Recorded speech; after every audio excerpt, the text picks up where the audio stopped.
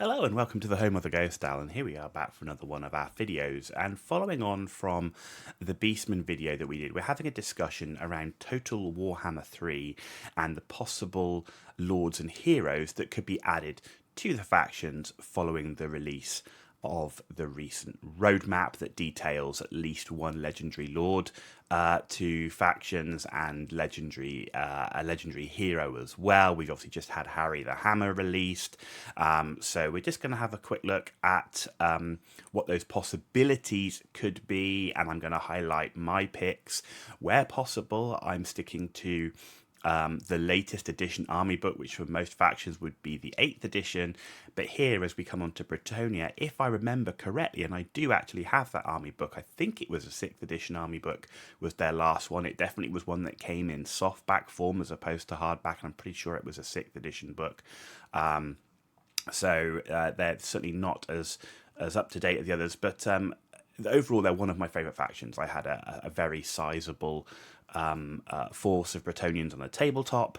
I had the starter edition box, which I remember very well, which introduced both Bretonnia and the Lizard Men into the game, which was fantastic. And I think the models are excellent from a painting opportunity. But in terms of Total Warhammer 3, it's a faction that's been in the game for quite some time throughout Total Warhammer 1, 2, and now into 3. I think they played very well in Warhammer 2. I'm not so keen on them in Warhammer 3 right now. It does feel like they need a massive rework, both in terms of some of the Lord skill trees.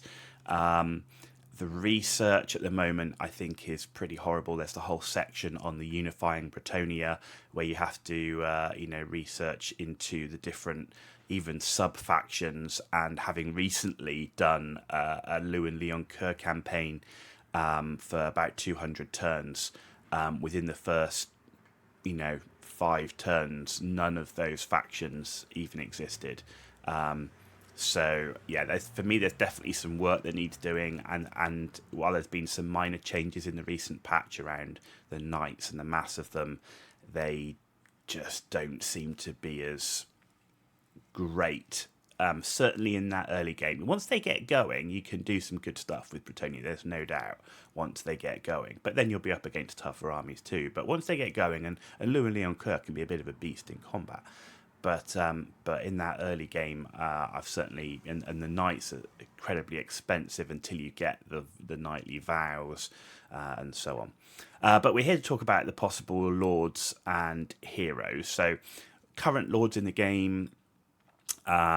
King Lewin Leon Kerr and the Fey Enchantress there. Now, it says 8th edition because they were in the 8th edition. Bretonnia was a playable faction in the 8th edition, but it didn't have an army book newer than the 6th edition. But that army book was still playable in the 8th edition. So King Leon Kerr and the Fey Enchantress were both in the 8th edition.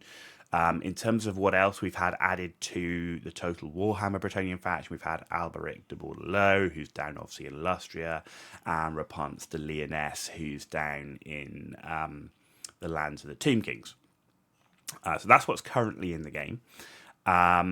Possible lords, you've got Callard of Garamont, who's a Castellan of Baston.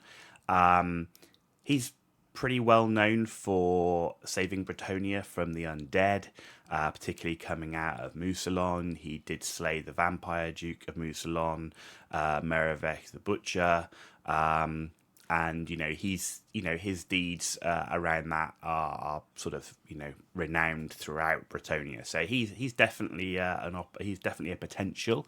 However, you've also got Bowmond the Beastslayer. Now he is the Duke of Baston, and he's a mighty Grail Knight, descendant from Gilles Le Breton himself, and he's renowned for fighting monsters. Now I think which is why he's known as a Beastslayer, of course, which is why I think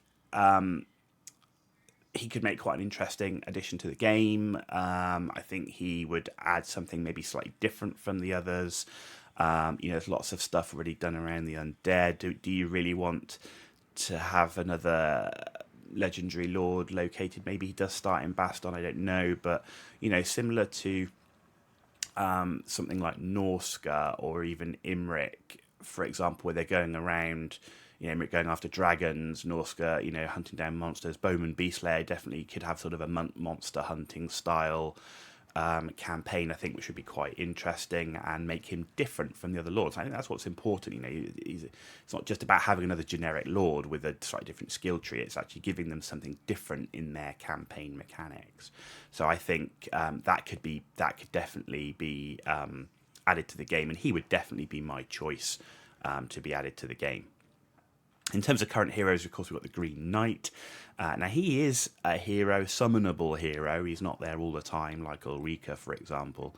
But in the book, he was an 8th edition lord, the Green Knight. But, he wasn't there all the time. He didn't really lead armies. He kind of appeared out of nowhere and, won the day.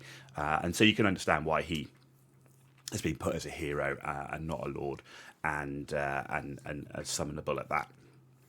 But in terms of, because he is a summonable hero, he feels more like a mechanic than that true legendary hero that's going to be with you and boost your, an army to a, particular part of your army. For example, Gordo's Backstabber, with the Chaos Dwarfs boosting the Hobgoblins and so on. So I definitely think there's an opportunity for another hero in there, which would be a sort of a consistent legendary hero.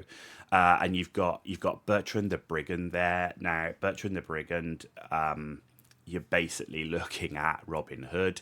He actually he leads the Bowmen of Bergerac, which was a sort of a unit. Again, it's all based upon Robin Hood. You've got Hugo Le Petit, Little John, and you've got Guy Le Gros in there as well. So I think that could be quite an interesting one. He has a thing against orcs. You could see him giving bonuses, particularly to the peasant bowman, and that was his main thing. And you could also see him have a regiment of renown come in with the bowmen of Bergerac, potentially. Could be quite interesting. Interestingly, despite him being a Robin Hood style character, around about half of the nobility of Bretonnia do see him as a hero. So I definitely think he could be he could be a good legendary hero, and for me personally, he's the one that I would choose to add. You do have Riolus, who was a legendary Grail Knight. Fought in countless battles, known for exceptional skill with the sword, and many people considered him virtually invincible. And he's very much idolised throughout Bretonnia, and particularly young errant knights, have sort of look up to him. So if you were going to put him in, then maybe he could give some boost around errant knights. Which I think could be quite interesting, particularly again in that early game. The errant knights, they're not bad, but they are the lower end of the cavalry. The other one in there is Sir Malric of Golderon. Now, he's one of the ladies' most favourite champions. He's a member of the King's Royal Court in Coron. And he's famous for working with the Wood Elves, in particularly repelling Heinrich Kemmler. So, another interesting one, but for me, again, it's coming back to that undead.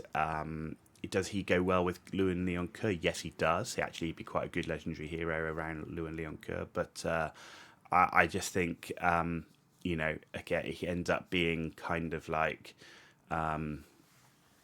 a super paladin in a way, whereas I think Bertrand the Brigand would offer something new and a bit more interesting and a bit different, and that's what I'd be looking for. Want to add variety into the game, so I definitely think if I was going to choose these, Bertrand the Brigand would be the legendary hero that I would choose, and I think that could then add a regiment of renown, and then also Bowman Beastlayer for the Lord, because again I think both of them offer something new and different and varied into the game.